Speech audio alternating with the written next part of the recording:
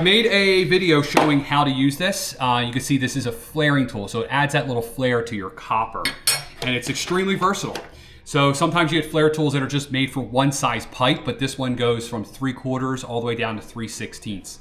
So you find the one that fits, you open this up, right? You put it in there. Obviously, when you do it, it won't be flared. Push this little pin, okay? And then you put your clamp in. Right, it's got these little divots on the side. That's what this is for here. This will run in and actually clamp this down on your copper. And then this is the actual flaring tool in here. So if I open this up, you can see there, the flaring tool is in there. That's to add the flare to the pipe. And it will automatically ratchet itself. So basically once the flare is big enough, it'll stop. You can't spin it anymore. It actually kind of like free coasters, like a bike.